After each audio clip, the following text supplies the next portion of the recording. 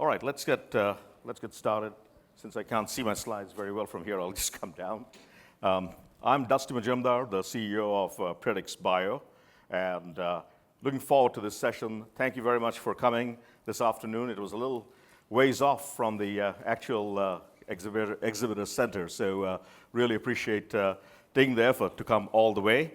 PredxBio has been around for 5 years now. Chakra Chadibotla, sitting over there, started the company, the founder of the company, around 5 years ago. And what we do really is focus on AI-driven spatial biomarkers. And our special sauce really is doing everything in a way that's hypothesis-free, and our AI algorithms have explainability embedded across the entire pipeline. So that's kind of been the way we have distinguished ourselves, not only getting accuracies of prediction all the way up to 90+%, but also being able to get into the why behind the predictions. Why are certain cohorts of patients responding? Why are certain cohorts of patients not responding? So that's kind of been our mantra and focus the last 5 years. Very glad to see Nature Journal carry a full issue on spatial biology, calling it spatial awareness. So awareness of cells with respect to each other in the neighborhood, how they interact with each other, how they tweet to each other, and how they conspire with each other to move the disease forward. Interestingly, recently, George McNamara at Johns Hopkins pointed out that Chakra's paper in Nature Communication was the first one that brought the term spatial biology together. Now, I'm believing what he's seeing by doing his research on PubMed. And if that's true, we are really proud of the fact that we have the person that started off this field over 5 years ago, and now there's 2,500 papers out there, and some of the leaders in this field are in the room, so feel very privileged to recognize them. I'm going to have a panel in 20 minutes or so. I'm going to ask the panel members to come up here and will introduce themselves. Most of you have seen who the panel members are, and it's a very distinguished panel that we're going to get on the stage. One of the things that we do at the moment is go all the way from discovery, drug discovery, to actual deployment of the spatial biomarker in clinical practice. Now, that's not easy, because sometimes when you do drug discovery, you're starting with a 40-plex, 60-plex, 100-plex panel, and you got to get to a point where the spatial biomarker is actually deployable across different sites. So this is what we have been doing for the last 5 years. We try to get into the mechanism of action in the early stages of discovery, maybe use a panel that's 8, 10, 30, 40 biomarkers. Once we understand very clearly the predictive capability of that rather large panel, and do our analysis in a way that's completely unbiased and has explainability embedded across the AI algorithms. I forgot to mention that Chakra came from Jeff Hinton's lab. Some of you may know that Jeff Hinton is the godfather of AI, and a couple of weeks ago, Jeff Hinton won the Nobel Prize, so Chakra was happy as clams to know that from the University of Toronto. Once we figure out a complex panel, or maybe not a very complex panel, even with 6 biomarkers, we're capable of getting into the mechanism of action. We go into a clinical practice where we can actually deploy a biomarker which is fast, which is robust, which is cheap. And that's what we have been doing with a number of different pharma companies quite successfully over the last few years. Some of our collaborators are in the room. In the past, we were inspired by all the work that Akoya did on immuno-oncology, and we were focused monomaniacally on IO. Now we have shifted to ADCs and multispecifics over the last few years, and the combination of IO and antibody-drug conjugates is something that's growing very rapidly out there. I was at the ADC conference in San Diego just last week, and I at least saw a few dozen papers on combo drugs between IO and ADCs, and the mechanism of action for these are very poorly understood at this point of time. So a huge opportunity there. One of the things that we do is we tackle the toughest problems that are out there in spatial biology. So, looking at cell distribution and sizes and types of cells and segmentation, those are the table stakes. We take it to the next level. where we try to predict response to therapy with 90% confidence across a range of different therapies, across a range of different biomarker panels. We are able to get from a rather complicated, complex biomarker panel in discovery, where we actually uncover the mechanism of action, all the way to a CDX panel. That's going to be a lot simpler. It could be a couple of IHCs and H&E combined, right?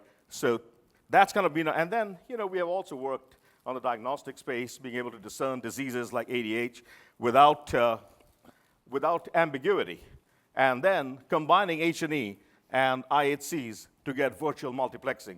We'll talk about some of these use cases in the next 5 to 10 minutes or so. Again, we were inspired by the fact that the trials in immunotherapy were exploding back 10 years ago, 5 years ago, but the ORR, the response rate for immunotherapy, remained in the 10-20% range with the PD-L1 biomarkers that were mainly being used and are still being used out there. We know that around 30% of patients who are PD-L1 positive are recommended for Pembro or other IO treatments. This is what happens. PD-L1 positive patients, many have hyperprogression, severe adverse effects, and in some cases, when PD-L1 expression is less than 50%, the patient responds. What we have been trying to do is get away from this. Now, it's interesting, in the world of combos of ADCs and IO, I was there last week, some of these papers were presented last week, IO plus ADC gives synergistic effects in terms of the response of patients. Nobody really understands why. And guess what biomarkers are used for this? Again, the same old PD-L1, right? So these basically don't expose much about the bystander effects, the extended cytotoxicity, the reduction of immune suppression, the enhanced immune activation that happens as a result of bystander killing effects in these systems. That's what we feel is a huge opportunity for spatial biology to uncover. And again, as I said, it's kind of interesting. Even when you're combining IO and ADCs, the PD-L expression, low and high, pretty much gives you the same response rate. Just take a look at the middle, right? 71 and 64% response rate. So this is what we're trying to get away from, the historical approach, where everything is jumbled up, right? To the approach on the right-hand side, where you can clearly separate the responders versus the non-responders. As a result of this, and most of you in the audience know this, stratification and selection of patients, improving the drug efficacy, developing companion diagnostic tests, all that becomes possible. And I don't think I need to lecture this audience about what's going on today in terms of failure rate of clinical trials. One of the things that we have done, though, working with pharma companies, is try to really uncover that hidden circuitry of cancer in phase 1. Not wait for phase 3 and fail, but phase 1, where we actually have a fairly complex biomarker panel that uncovers that mechanism of action, and we are able to predict with around 90% plus confidence what's going to happen in phase 2 and 3. So getting to the why earlier, in this work we have been inspired by Leena Gandhi, who was at Dana-Farber a few years ago, where she talks about the fact that the focus is now shifting to phase 1 clinical trials. And it's really with that kind of confidence when you go into phase 3, you can actually get a faster approval. And we have seen this even with pharma companies that I was in Basel a couple of weeks ago, and Roche just came up with this paper where they're talking about patient enrichment in phase 1, early phase, and there's a lot of effort going on in this direction. And I think it's pretty obvious to this audience that if you do that, you probably have a higher possibility of getting to a high probability of approval. Any biomarker, as we know, improves the probability of approval of a clinical trial. But when you go to spatial biomarkers with this kind of accuracy, so taking a step back, why is this happening? We believe that, well, as we all know, that today's biomarkers are mainly genomic-based, genomic expression-based. Our belief in PredxBio is that genomics probably exposes around 2 to 5% of that hidden circuitry of cancer, the mechanistic underpinnings of cancer. That is what we are trying to go beyond at this point, because cancer biology is immensely complex. So this is what we have been doing, powering the next generation therapeutics, revealing the cancer biology with AI-driven spatial biomarkers so that we're able to expose the heterogeneity in the tumor microenvironment, reveal actionable biology, power clinical trials, and enrich patient populations. ultimately to get a deployable test that's simple and it's cheap and it's fast out there in the market. A few years ago, Chakra and the team had the realization that heterogeneity in the tumor microenvironment is not random. There is an organizing principle to heterogeneity. That organizing principle is revealed through the microdomains. And we'll talk about the microdomains in a second in terms of how we actually discover these in the tumor microenvironment. From the microdomains, we're able to get into the network biology of cancer, and from there, we are able to expose the various pathways. When you do that, you not only get accuracies of the order of 90% compared to the PD-L1-based tests, but you also reveal why certain patients are responding and why certain patients are not responding. That is what we have published the last few years, as you can see over here, in several marquee journals, and we continue to do that across immuno-oncology, ADCs and combos, and across not only immunofluorescence, but also lately spatial transcriptomics, IHCs, and H&Es. Again, a couple of things are very important in terms of what we do. We're able to work with small cohorts of patients. Because we have explainability embedded across our AI algorithms, we don't need hundreds and thousands of patients to train our AI algorithm. Because with each tissue that we analyze, there's 1 million cells on a slide, and we learn everything about the cancer biology that we can.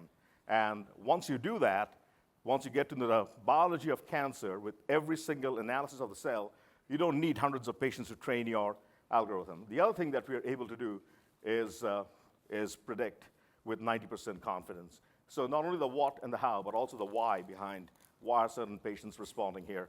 So this is just a cartoon of what we have been doing with pharma. We typically get the images from pharma, and then the magic starts, which is looking at the complexity of the tumor microenvironment from a standpoint of the various kinds of cells here, tumor cells, immune cells, stromal cells. We're able to capture the cell-cell communication, looking at the ligand exchanges, as well as the microdomains, which are constellations of these cells coming together in a specific spatial orientation. What is very important here is this is not about composition only. This is what many other companies do. Just look at the composition and call them spatial neighborhoods or cellular neighborhoods or niches or whatever. What we do is we actually look at the spatial orientations of the cells with respect to each other, and we try to discover these microdomains, which are identical in terms of spatial orientation of the various cells across the tissue. Once we're able to discover these organically in an unbiased, hypothesis-free way, we're able to correlate that to the outcomes. So that's basically what the 25-plus papers that you saw all talk about, and that's what we're going to show. So a couple of things that happen when we do that. You get true explainability from a systems perspective. You expose emergent biology, the mechanistic underpinnings, the crosstalk. You also, and we'll show this in a second, we do unbiased cell phenotyping, which is very important in terms of being able to capture the cancer biology and get down to a very simple panel in phase 3 or for CDX. We talked about the microdomain discovery and network biology. This is the Space IQ platform that we have developed. We can take data from proteomics, spatial transcriptomics. After some very basic quality control, this platform is fully automated. We are able to do the unbiased phenotyping using this tree and leaf recursive algorithm, which basically classifies the different phenotypes. And within a few minutes, we're able to get the tumor cell types, the fusion cell types, the macrophages, the immune cell types, et cetera. And we also know their spatial position with respect to each other. So think of this as a GPS system that we have that uncovers these microdomains on the right-hand side. Once we know the microdomains, we're able to correlate that into the network biology of cancer, and that's where the why comes in. So let me show you some use cases. Before that, a couple of quick things. We are able to actually capture, with this unbiased hypothesis-free method, the cells in transition. So we know that cells in transition, let's say from epithelial to mesenchymal transition, are very critical to capture because sometimes they correlate directly to the outcomes and the interaction with therapy. And so it's not only the red and the green, but also shades of yellow in between that we're able to capture. And Chakra over the years has developed this entire suite of tools that we use, the Bayesian network interface, spatial parametric model, point-wise mutual information. He's going to talk a little bit about that. And of course, the counterfactual analysis that we have embedded. So some use cases, then I'll get the actual scientists to come and talk about what we did here from a biological perspective. So first use case, identifying progression of colorectal cancer accurately. We're able to do that. This was published in Nature Communications and Cell Reports. We're able to do that with 93% accuracy. The interesting thing here is, there you go. We're able to do that between stages 1 and 3 using pretty much the same structure of the microdomains. So our belief in a number of studies has been that the microdomains are formed very early in the evolution of cancer. And this is really important because as immunotherapy and other advanced therapies come from the later stage to the earlier stages in cancer, it's going to be critical to understand the microdomains in the early stages.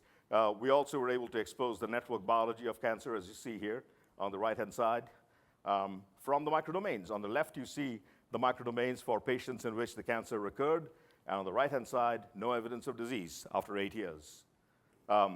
This is for diffuse large B-cell lymphoma, so not only in solid cancers, from the tissues in the bone marrow of semi-solid cancers like lymphoma, we have been able to actually identify responders versus non-responders with 93% accuracy. The company that we worked with was over here before we came in and helped them out, and this drug was actually commercialized. This is lung cancer. We're going to hear a lot about this study with Dr. Arutha Kulasinghe sitting here in the audience and in a few minutes on the podium. This was to identify responders versus non-responders. Chakra is going to talk about this in a second with Space IQ platform, where we had a mean AUC of 0.88 in terms of predicting overall response and exposing the network biology of cancer as well. Similarly, for not only overall response, but overall survival, look at some of these AUC values. And again, Chakra will go through some of the science here on the network biology. Well, this is something that we'll talk a little bit in the next section of the talk that Chakra is going to give. And then how exactly do these microdomains drive response and resistance? And here what you basically see is that some of the interactions that are more frequent in responders and less frequent responders represented by the thickness of the lines and how it all comes together. So you'll have to wait for a couple of minutes before you really get into some of the science behind this. And of course, we see very different kind of microdomains in the responders versus the non-responders. The last one is kind of interesting. This is something that we have been actively working with several companies, and I'll show you a generalized case for this, building actionable prognostic biomarkers, and then you go to the phase 3, where you're able to reduce from a significantly large panel to a much smaller panel. So 40 to 60 plex MIF panel to start with, and then reduction on the panel, further reduction here, and then really simple panel here. The beauty of this is if you do this analysis in the way we do it, in an unbiased, hypothesis-free way, using that recursive tree and leaf algorithm that you just saw, you're able to maintain the AUCs, because here you reveal the mechanism of action. So the IO60 panel would be something that we could actually use here, and then slowly, as you go along the clinical trial continuum, reduce the number of biomarkers significantly and still maintain the accuracies. If you don't do it in a hypothesis-free approach, first of all, you get pretty crappy AUCs, and then this decreases, this dramatically goes down as you reduce the number of biomarkers. So Chakra, I would call upon you to take the discussion to the next level in the next 10 minutes or so. And what I want to say is that some of us have been in this field for 30 years. Remember a time when cancer was defined by the tissue of origin. The last 20 years, more and more by tissue and mutation. We're entering a new era where disease is going to be determined more and more by multi-omic spatial biomarkers. And the kind of AI algorithms that are used and the kind of hypothesis-free analysis that's used and explainability that's embedded into the algorithm is going to be critical to have some of these answers that we are seeking today. Come and visit our booth. Some of you have already seen the Apple Vision Pro in its full glory and exposition of the tumor microenvironment, so I invite you to come and spend some time. There's a poster today, later in the day, and Filippo is going to give that. And I think we go into Chakra's presentation. Chakra, take it ahead. You take this. Oh, yeah.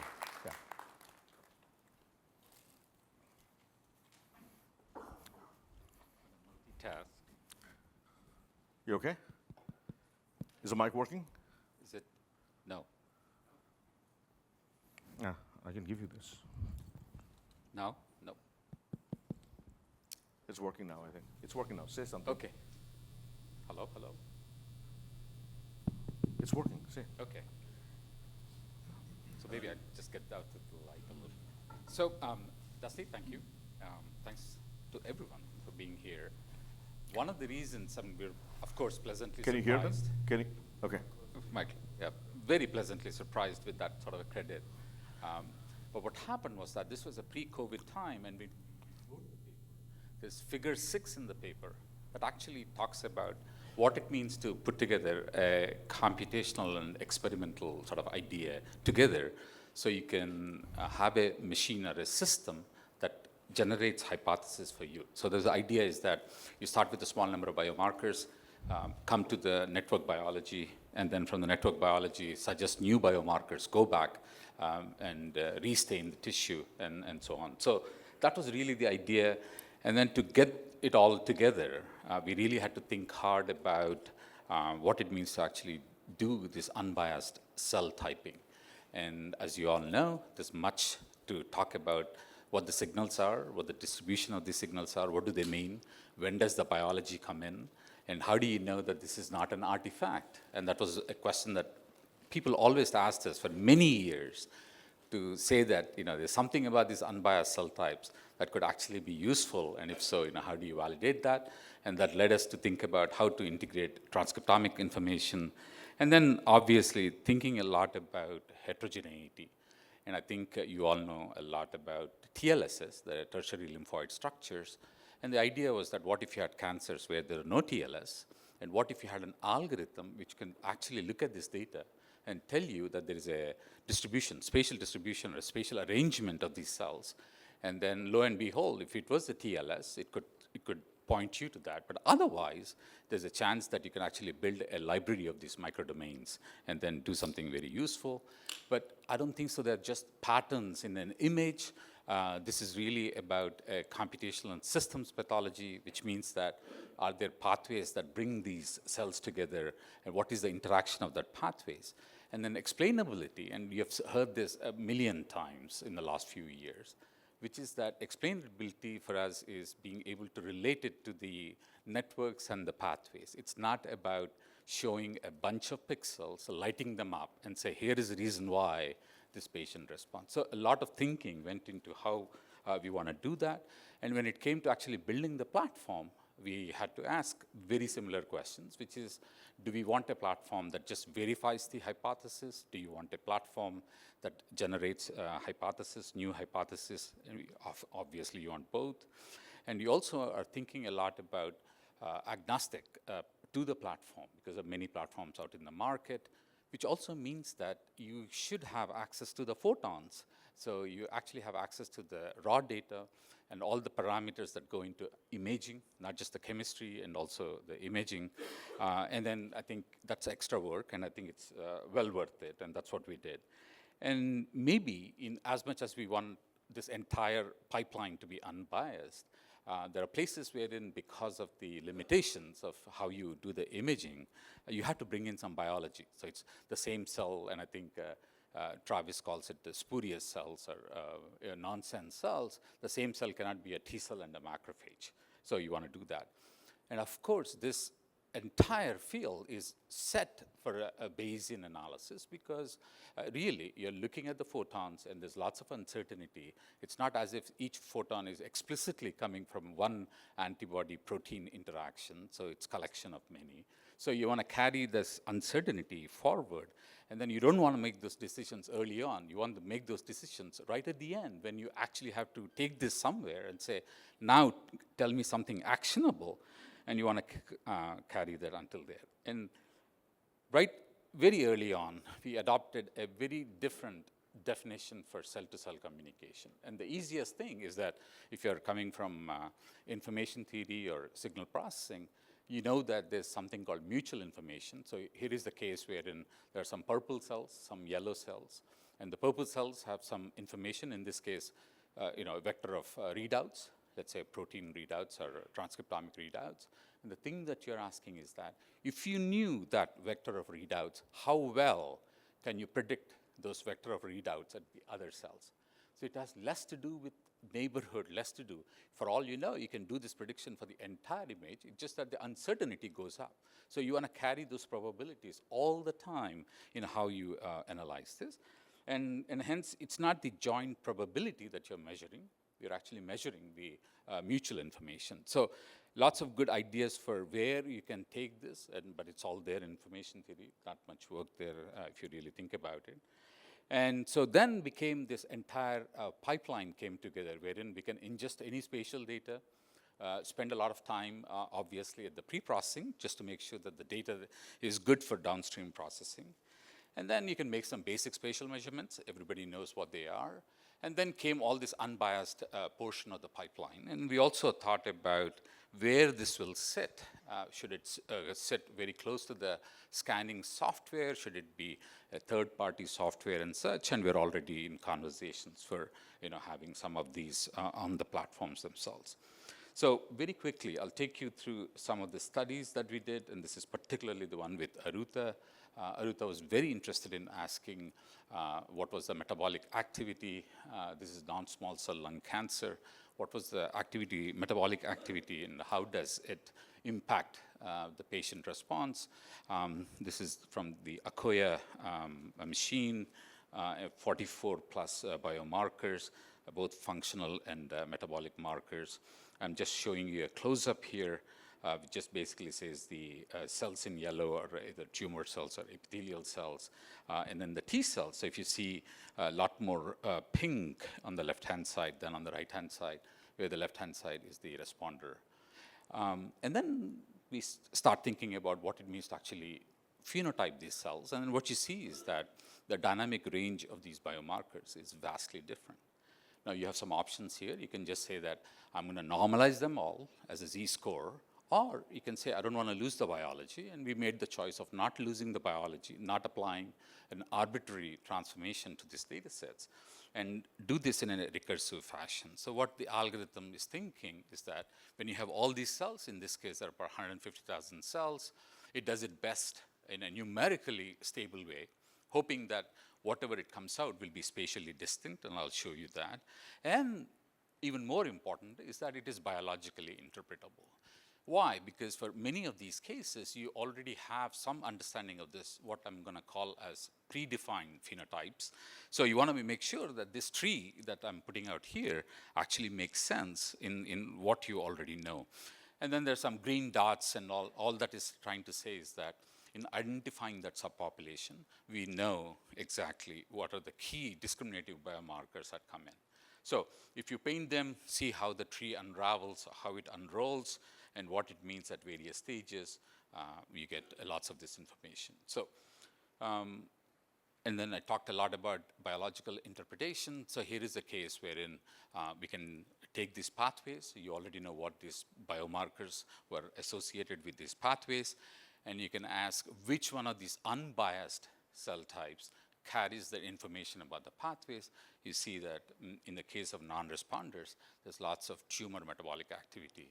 But in the case of responders, that metabolic activity shifts to the stromal cells. Dusty already mentioned this slide.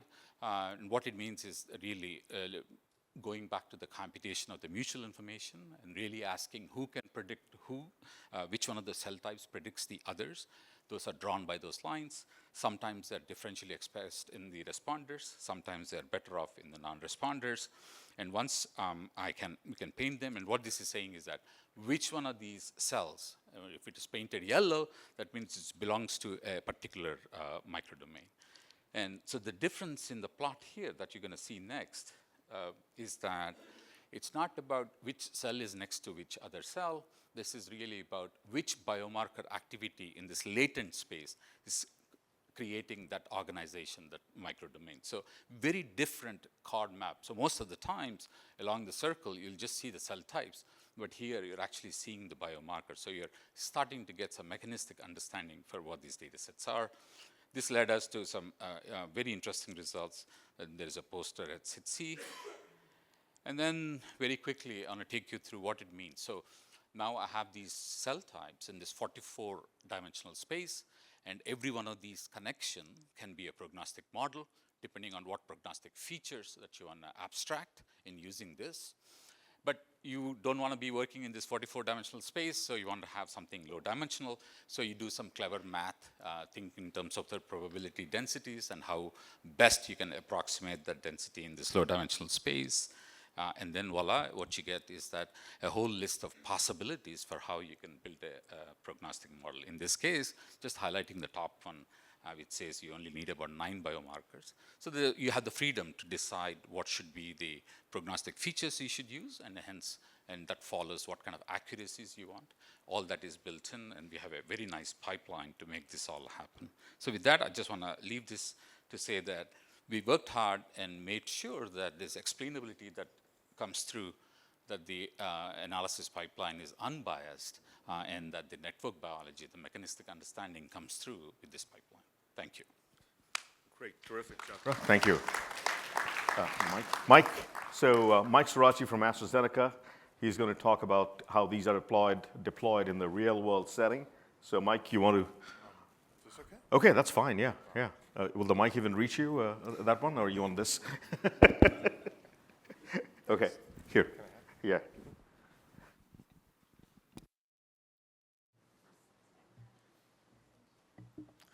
Fantastic. All right. Sounds like I'm audible. Thank you, everybody, for being here. It's a real honor to be in front of a room where I can see it's full of people who know a lot more than I do. A lot more than I do about a lot of different things.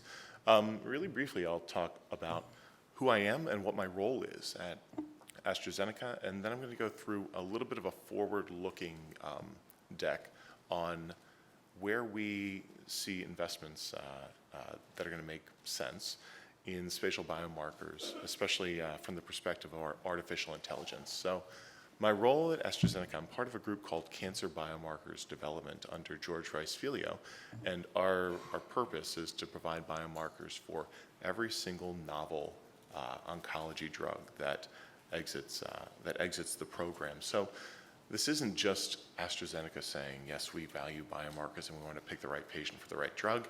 It's not just on the masthead. It's actually reflected in the questions that our leadership asks us in every single governance and progress interaction. So this is very much a part of the DNA of how AstraZeneca develops their drugs. We don't want to put a drug out there that doesn't have an effective biomarker. Now, as we look at the portfolio and where it's going over the next 3 to 5 years, we are taking a view that is more focused on the portfolio, not on the single project. So classic biomarker development is of course focused on, will this patient respond to this drug, right? We're trying to find the right patients for that drug.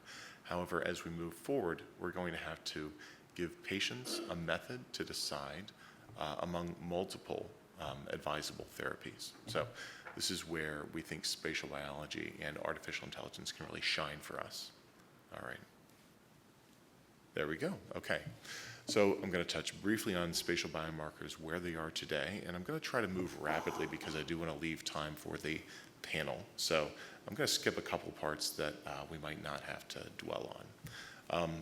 I'm going to talk about patient selection, what we see as the pathway from discovery to development, which Dusty actually already showed a fantastic slide on that, so I might not dwell on that too much. But when we think about artificial intelligence, what it can do today, yes, that's very important, but we do have a view on the development of AI and the different types of AI, and it's going to pay to consider how we want to apply that going forward. So I'm going to talk a little bit about the limitations of spatial biomarkers and where we think AI can be most impactful in mitigating those. And then I'll wrap up with criteria for success. All right, so classic spatial biology outputs. This is what we run as exploratory endpoints on many of our clinical trials. You know, all of the bispecifics, of course, get this, our IO trials, but we're starting to run this on trials for therapeutics that involve aspects of synthetic immunity, like engagers, CAR Ts, and also we're looking at the ADCs as well because we expect there's an element of epitope spreading and adaptive immune response. It's important for the response to the ADCs, which are a very important part of our portfolio today.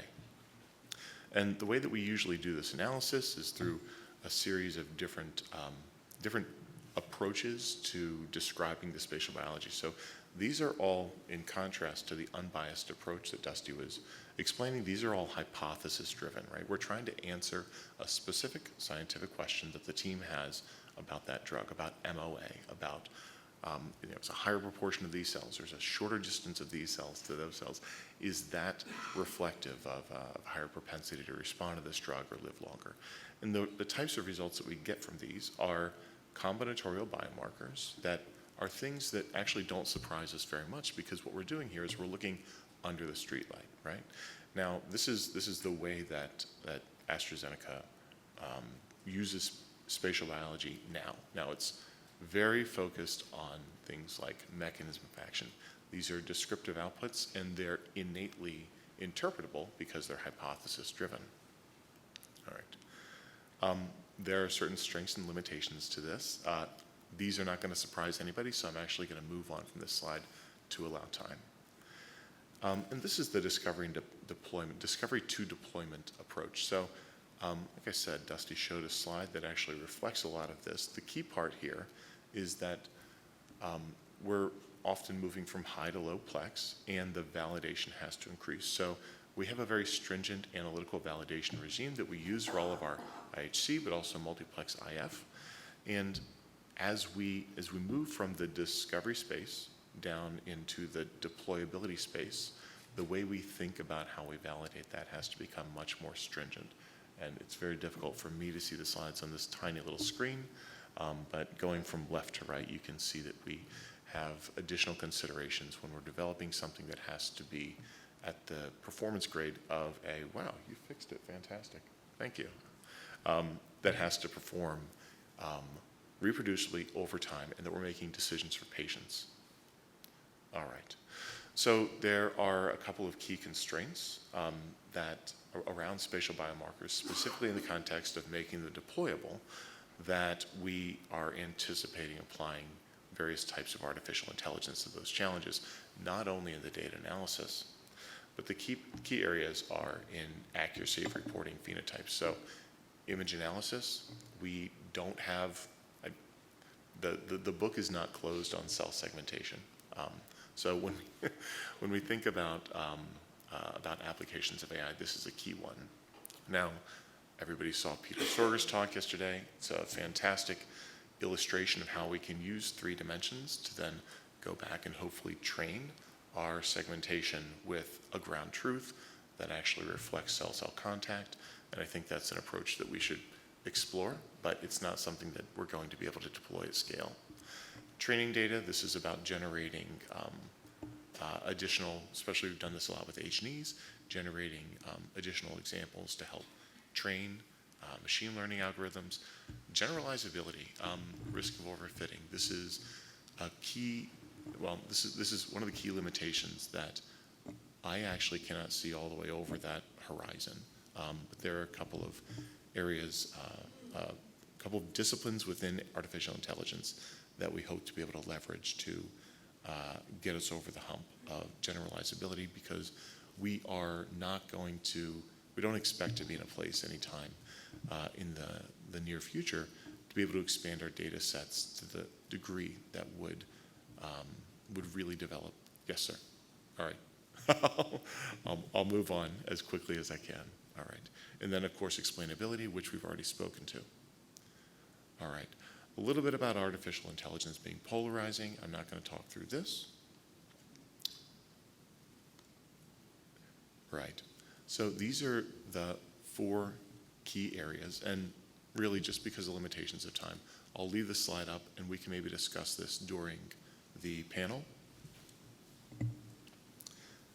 This is something I do want to pause on. I don't want to skip over this.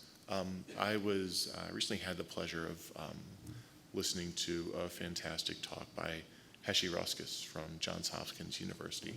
He is one of the pathology astronomer hybrids that we've enjoyed coming out of that group. And what he brought to my attention was the lack of estimation of uncertainty. So when we think about the system that we use to deliver a biomarker, it involves staining, imaging, image analysis, and data analysis, which is mostly what we're talking about today. But what we don't do systematically in spatial biology or generally in oncology is systematically estimate the uncertainty and the sources. And there's a wonderful approach to this in particle physics and in astronomy that I'm very interested in encouraging HESI to develop, and for folks who are in the spatial biology space to employ. So the key parts of this, he's interested, and he is starting this work, but what that's going to require from our community is folks willing to pressure test and help develop that method of uncertainty. So the two main types of uncertainty, statistical and systematic. If you know where your uncertainty is coming from, then you know you can actually make rational decisions about where you need to improve your pipeline, right? That entire pipeline that delivers the biomarker. And we just don't have a systematic way of doing this. So that's something that's going to be extremely important. I'm going to skip right by general intelligence because that's much more speculative, although I do look forward to leveraging this more and more. Well, more and more, I say, when it's an option, right? One thing that I do want to point out, this will be the last slide that I really dwell on, unhobbling of AI. We are in a race. And when we think about the advancements that we have to make in terms of AI capability in order to deliver spatial biomarkers in a way that is not limited by, I'm not the rate limiting step, or my pathologist is not the rate limiting step. The groups that win this race, the groups that make this impact fastest, are going to be the groups that responsibly unhobble AI rapidly. So artificial intelligence can be dangerous. It is a high-risk technology space, but just like fire, it's a tool that can be used to help or harm. It's an invention of humans, and I think that responsible unhobbling is a topic that we need to explore more, and soon. All right, I'm going to skip this, and I think that the last thing I want to say is that determining criteria for success, determining the win state, determining what does success look like, is going to be different for every company, every drug program, every portfolio, and also every patient. But we do need to start speaking the same language about the way that we measure performance, and standardize around a way of communicating that to each other. All right. Thank you, Mike. We'll carry on the discussion. Some great points. Thank you. Let's give Mike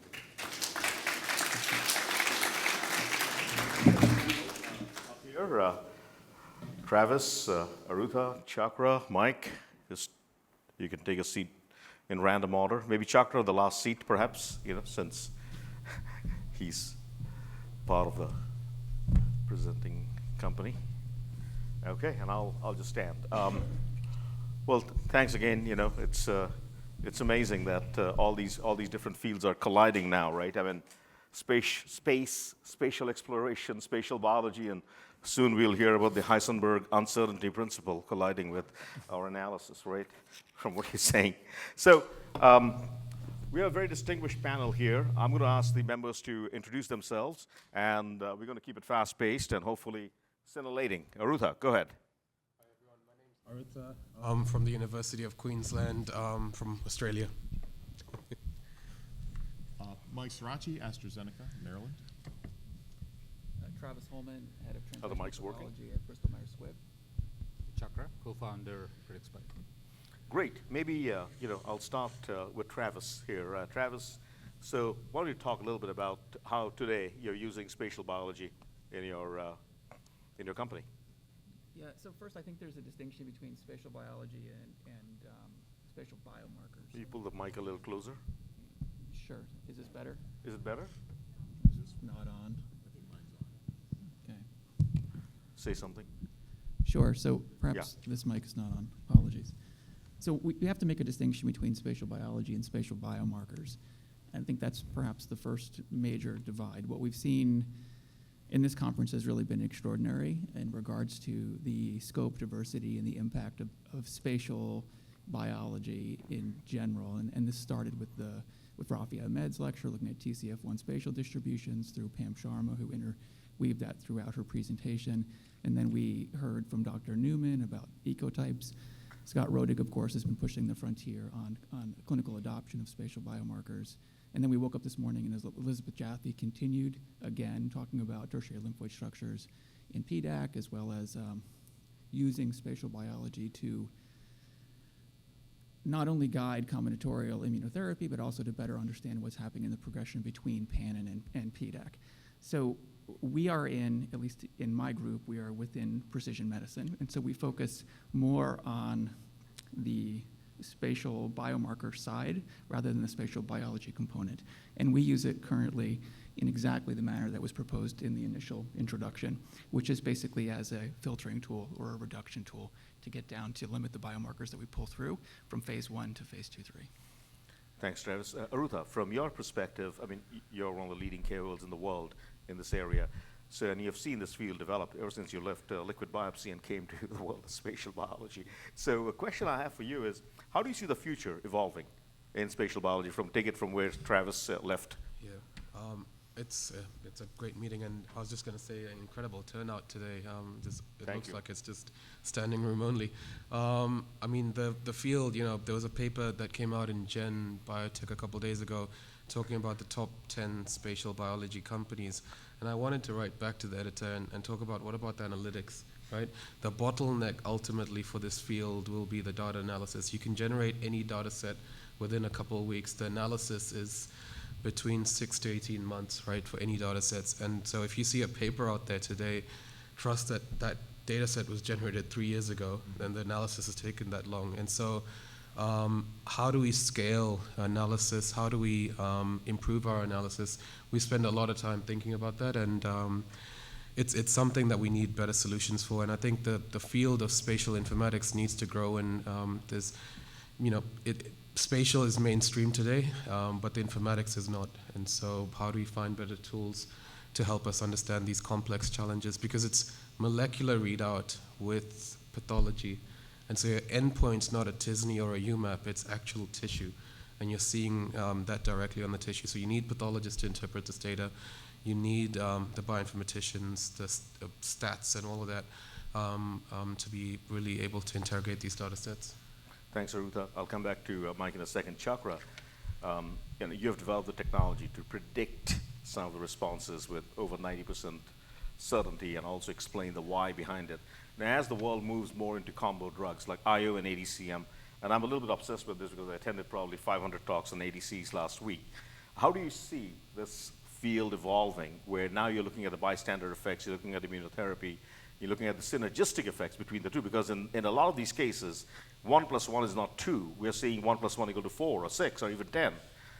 So how will spatial biology help expose the mechanism of action? And at this point, there's very little understood in this particular space. I think it reminds me that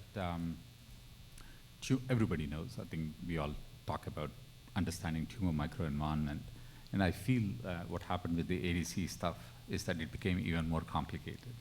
And I think just how do you improve this understanding of the microenvironment? It's not because you want to come for a prognostic test, but really all the actors, not just about identifying the actors, but how they do it over time, and actors being all the cell types and the various cell types. So it looks to me that more challenging than what I would have started out with to begin, and hence even more interesting than where it was. And Mike, probably no one on this panel has delved more into ADCs more than you and thought about spatial biology. So help us understand how AI is going to, help in really getting to a better understanding than where we are today. And I know that some folks in AstraZeneca are thinking of this as well. Right. So I think it's not limited to AI. When I think about the way that we're going to assess responses to ADCs, the way that we're assessing these patients now is we're looking at the abundance of target, right? We're scoring how much of the target is there, and we're looking a little bit about at the distribution, right? So we're trying to account for the potential for bystander, and we're trying to account for the potential for epitope spreading. But what's limiting, one of the limiting factors in that is that, of course, both of these types of analysis are spatial, but they're limited in that they're being driven by hypothesis. So what's very exciting to me is that we are legitimately moving into the hypothesis generating space. Now, I don't necessarily agree that this is completely unbiased, right? I would characterize this as less biased than what we've been doing in the past. But I think that a key component of identifying determinants of response is moving beyond our own suspicions about how the drug is working, because often when we look under the streetlight, we find exactly what it is we were expecting to find. So I guess I want to underline the importance of unbiased discovery, because that has been an idea that we have all sort of, it's been an ideal that we've all been sort of reaching for, especially in spatial, but it is not something that has always been within reach, and I think that we're much closer to that. So that's the most important component. I could just keep talking, but I think No, I think we need to keep moving. So maybe go to Travis, and Travis, I've asked this question before, and the reason I'm asking this is a lot of the so-called, big marketing consultancy firms seem to think that spatial biology is going to replace single-cell genomics, and they do all the computations of market size based on that. How real do you think that is, and what does the future hold in that particular arena? Well, we've already seen at this meeting through several talks that currently those who are using single cell often have been getting the follow-up question, what about the spatial component of this, where does it map? And they're working on that, or they're presenting that data. So it's another tool in our armamentarium to further dissect the biology, and we saw it fantastically throughout this meeting with several great examples mentioned previously. Thank you. In terms of standardization, Mike, this has been your favorite topic for quite a while, right? What do you see? Is the industry moving towards that slowly but surely? Or organization, do you have challenges where you can need buy-in from various stakeholders to really do this spatial biomarker discovery across the continuum? So the answer is no. We're not moving in the direction of standardization right now in terms of the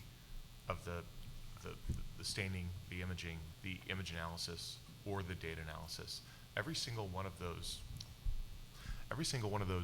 portions of the pipeline, from my perspective, is in a proliferation phase where new ideas, new approaches are being proposed and tested every quarter, at least every year. So I think for better or worse, I don't see us asymptoting to standardization. I don't think that undermines for me the importance of doing that. I think one of the quotes that I put, but I didn't stop and talk about it, one of the quotes that I put was, spatial biology is going to have to be kept simple, essentially was the gist of it. And when I look at, I don't know if anybody made it to Carla Bofulco's talk last evening, when I look at the spatial biomarkers, distinct from spatial biology, when I look at the spatial biomarkers that are the forerunners in the field for either distinguishing non-small cell lung subtypes, or in the case of a drug company like mine, trying to help patients make more data-driven and rational decisions between multiple parts of the portfolio, I think that, sorry, I've completely, am I answering the question? Yeah. Data standardization. Standardization, right. Standardization is where I was trying to get back to. So I think that keeping the spatial biomarkers that are successful, keeping the forerunners, the first ones to become profitable or the first ones to show impact for patients, keeping those simple, those are going to be the tendrils of sort of land. Those are going to be the areas that we all build from in terms of deployable spatial biomarkers. So I think we're not, but I think that inevitably market forces and just the community seeing what works is going to lead to the promotion of a couple of venues of techniques. So Arutha, you look at this thing globally, right? And you were in NGS before. I was in NGS for 20 years.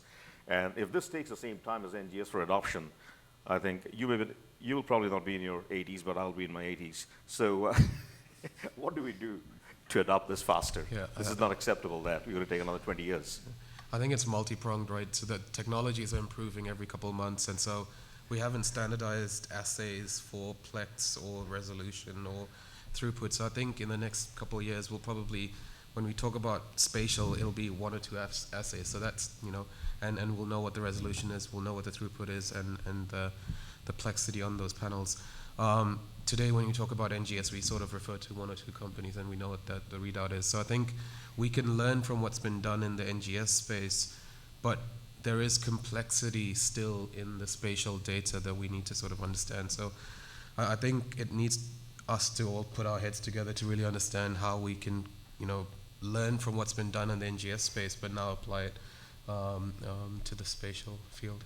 In the study that you did with Chakra, what were the major challenges that this really addressed, in your opinion, before we went into this unbiased microdomain discovery and exposition of network biology? Yeah, so it goes back to we always approach challenges using a sort of a hypothesis-based approach, and so sitting with Chakra and talking about the data, we're always looking for new ways of analyzing the data, new ways of understanding the complex tumor microenvironment, and when we started to see the data in Revel and the cell types in Revel, that was really fascinating because it was giving us insights at the tumor stroma boundary that we hadn't seen using our traditional approaches.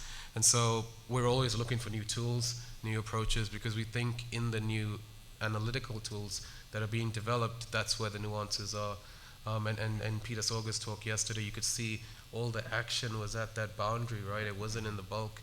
And so if you extracted that information at a feature level, you'd miss all of that biology. And so again, it goes back to the point of this is complex molecular readout with pathology, and we really need to understand it, but we need new tools. And I think that was one of the most exciting things with that. Thank you. So Chakra, in terms of the evolution of AI, I mean, you've been there from the early days of Jeff Hinton, working on this. So where do you see this going? I mean, when I talk to investors, they all want to know about large language models. And so is that something that's even relevant in this field? Can you comment on that a little bit? And where do you see the field going in terms of AI development? I think 2 ways, and I think you should always be opportunistic, use as many tools. But I think we're in a unique space where biology is really the reason why you're doing this. And if the biology doesn't speak through very early on, there's no reason to invest. But that's my personal opinion. But although I'm very plugged into that literature and I know how much it costs to actually make these things happen, but biology, I wouldn't forget biology. Okay, and Travis, one of the discussions we've had over the years is how do you really go from a pretty complex biomarker panel all the way to a simplified ones, and how that is critical to think about when you're thinking about a drug getting commercialized. You want to comment a little bit on that, Travis? Yeah, I think a lot of this is to be determined, at least from the position of what PredxBio is doing in this space, largely because you're taking a rather novel look at reducing the markers down in ways that bring additional variables into what we would use in standard diagnostics. And some of those are potentially intensity variables that then need to be translated into what does this mean for a discrete cutoff via standard technology. That is an ongoing work, as you know, and I think that gets dealt with within the context of the enormous validation that we put into through the process of development, where we're running from lower fidelity platforms to higher fidelity platforms. We spend a lot less time focusing on standardization and more time focusing on validation from those lower fidelity, higher depth, less bias. Thank you. Hey, the last quick round here. Arutha, you want to start? Where does the future take us? And the same question for everyone, quickly, Mike, 30 seconds or less. I think this is a Mike answer first. 30 seconds.